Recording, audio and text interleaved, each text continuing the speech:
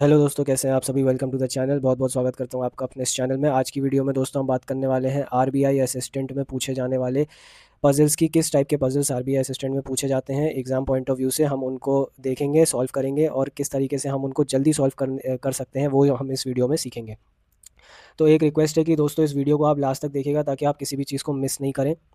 ठीक है, तो अब स्टार्ट करते हैं बिना किसी देरी के। पहला क्वेश्चन आपके स्क्रीन पे आपको दिखाई दे रहा होगा। 8 boxes P Q R S T U V W R kept one above the another such that bottom most box जो है वो 1 है और उसके ऊपर 2 है एंड सो ऑन। तो ये ऐसा कह रहे हैं कि 8 7 6 5 4 3 2 1। जल्दी जल्दी करेंगे। ऐसे बॉक्स रखे हुए हैं। बॉक्स यू जो है is a prime numbered box but not 5। अब हमें पता है 5 के अलावा प्राइम नंबर कौन से होते हैं, या तो 7 होता है या तो 3 होता है। तो या तो मैं u को यहाँ रखूँगा और या तो मैं एक दो केस लेके चलूँगा, या तो मैं u को यहाँ 7 पे रखूँगा। उसके बाद ये आगे बोल रहे हैं कि the number of boxes above w is equal to the number of boxes below u। ठीक है, w के ऊपर जितने हैं u के नीचे जितने हैं, तो u के नीचे 2 हैं तो w के ऊपर 2 होने चाहिए। तो जब भी ऐसी आपको कोई लाइन दिखे कि number of boxes above w is equal to number of boxes below u, above और बिलो इक्वल दिखे, तो आपको कुछ नहीं करना है। बस आपको जो इसके दूसरे वाला एलिमेंट दिया है उसको सिमेट्रिकली बिठा देना है। जैसे सिमेट्रिकली इसके ऊपर 1 है तो यहाँ नीचे 1 छोड़ के यहाँ w को बिठा देना। ठीक है, ज़्यादा काउंट करने नहीं बैठना है, बस इतना देख लेना जो सिमेट्री आपकी बैठ रही है। जैसे इसके ऊपर 2 है तो इसके नीचे 2 बिठा के ऐसे सिमेट्रिकली बिठा देना है। फिर आगे बोल रहा है box number of S is twice the box number of V. मतलब अगर मैं वी का जो बॉक्स नंबर है उसको 2 करूँगा तो मुझे एस का बॉक्स नंबर मिल जाएगा। ठीक है, फिर आगे कह रहा है P is just above you. You के जस्ट ऊपर पी है ना। और ये कह रहा है बॉक्स यू इज़ 2 बॉक्सेस। अच्छा, यू के जस्ट ऊपर पी है तो पी यहाँ पे आ गया, पी यहाँ पे आ गया। इसके बाद ये कह रहा है box Q is 2 boxes above T. 2 boxes above T का मतलब टी से एक छोड़ के ऊपर क्यू है। तो अगर मैं टी को यहाँ नहीं बिठा सकता क्योंकि क्यू यहाँ नहीं आएगा, टी को यहाँ नहीं बिठा सकता, टी को सिर्फ मैं यहीं बिठा सकता हूँ। तो टी को मैंने यहाँ बिठाया तो क्यू यहाँ पे आ गया। और देखो दोस्तों, जो ये कह रहा है कि वी को अगर मैं मल्टीप्लाई करूँ 2 से तो एस का बॉक्स नंबर आएगा। तो अगर मैंने वी को यहाँ बिठा दिया तो 1 इंटू 2 तो एस, तो 2 हो जाएगा। तो अगर मैं एस को यहाँ बिठा दूँ तो ये मेरी कंडीशन सेटिस्फाई हो गई। और एक जो बचा, कौन सा बचा, मेरे ख्याल से आर बचा है, तो मैंने आर को यहाँ बिठा दिया। तो यहाँ मेरी सारी कंडीशन सेटिस्फाई हो गई। तो मैं अब इस सेकंड जो मेरा केस है उसमें जाने की मुझे ज़रूरत ही नहीं है, जब मेरा फर्स्ट केस ही पूरा सही हो गया। तो this is the final arrangement. इस तरीके से हम इस क्वेश्चन को देखो स्पीडी तरीके से कर सकते हैं। इसके ऊपर बेस्ड क्वेश्चंस भी है हमारे पास। Which box is just above S. S के जस्ट ऊपर कौन सा बॉक्स है, तो एस के ऊपर यू है। तो यू मतलब ऑप्शन ए इज़ करेक्ट। उसके बाद ये कह रहा है how many boxes are below R. R के नीचे कितने बॉक्स हैं, तो आर के नीचे दोस्तों हमारे पास हैं, देखो आर सबसे ऊपर है तो 7 बॉक्सेस उसके नीचे हैं। दैट मीन्स 7, यानी option D is the correct option.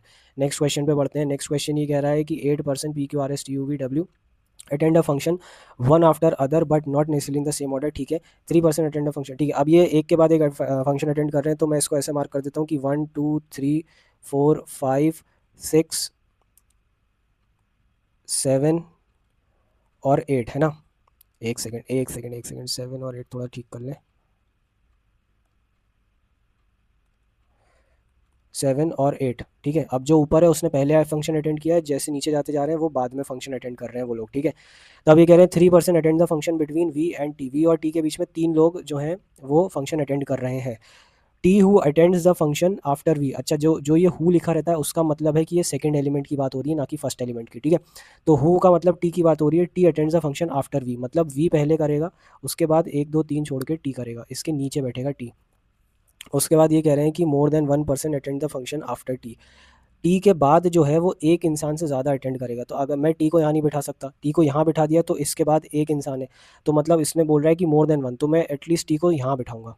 और टी से 1 2 3 छोड़ के वी यहाँ पे बैठेगा। और फिर एक और मात्र केस बन सकता है, और वो केस ये है कि मैं टी को 5th पोजीशन पे बिठा दूँ और 1 2 3 पोजीशन छोड़ के वी को यहाँ फर्स्ट पोजीशन पे बिठा दूँ। उसके बाद ये कह रहे हैं कि Q attends the function just after R. Q attends the function just after R, मतलब आर के जस्ट आफ्टर क्यू अटेंड करेगा फंक्शन को। And both are not attending the function just before और आफ्टर टी। अच्छा, ये T के adjacent नहीं होंगे आर और क्यू दोनों, तो आर और क्यू यहाँ तो आ नहीं सकते, आर और क्यू यहाँ भी नहीं आ सकते। और यहाँ पे दोनों बीच में वी है, तो आर और क्यू यहाँ पे अगर मैं लिख दूँ तो कोई हानि नहीं है। बाकी सेकंड केस में तो काफ़ी सारी जगह आ सकते हैं, तो अभी हम उसको लेके अभी हम माइंड में रखेंगे, मतलब अभी इसको। फिर no one attend the function before P. P से पहले कोई फंक्शन अटेंड नहीं कर रहा, मतलब पी फर्स्ट है, इसमें तो कोई डाउट नहीं है। S attends the function just before you, मतलब यू से जस्ट पहले एस अटेंड करेगा फंक्शन को, यू से जस्ट पहले।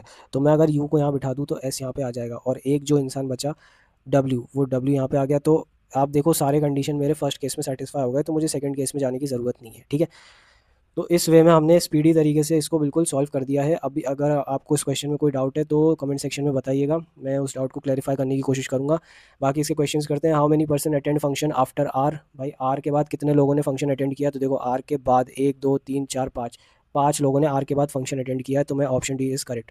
उसके बाद ये कह रहे हैं how many person attend function between Q and you, Q और यू के बीच में कितने लोगों ने फंक्शन अटेंड किया है? तो क्यू ये रहा और यू ये रहा, 1 2 3, तो clearly 3 people have attended the function between, तो A is the correct option. अगले क्वेश्चन पे बढ़ते हैं।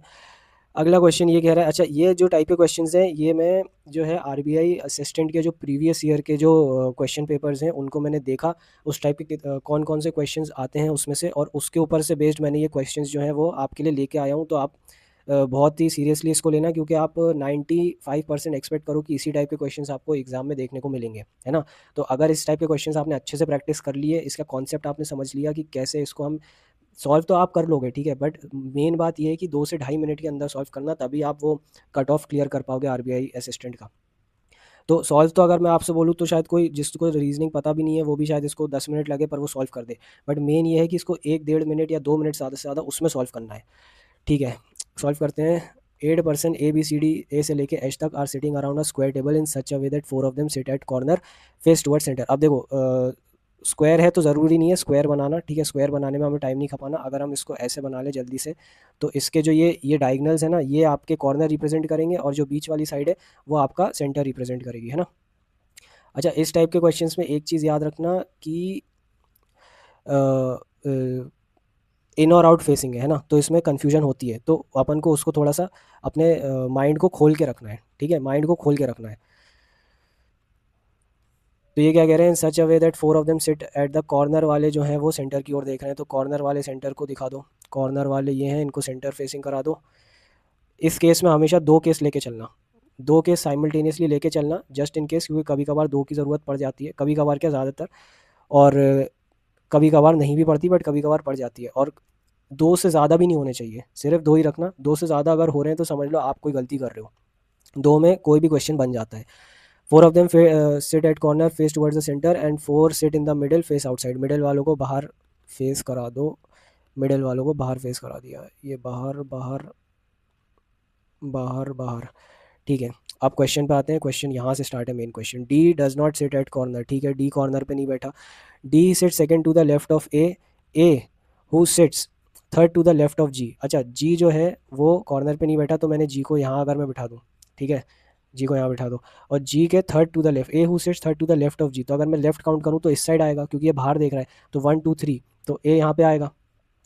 उसके बाद ए की पोजीशन क्या बोली थी, D sit second to the left of A, अब ए जो है वो अंदर देख रहा है तो इसका लेफ्ट नीचे साइड आएगा, सेकंड टू द लेफ्ट मतलब यहाँ पे 1 छोड़ के डी यहाँ पे आ जाएगा।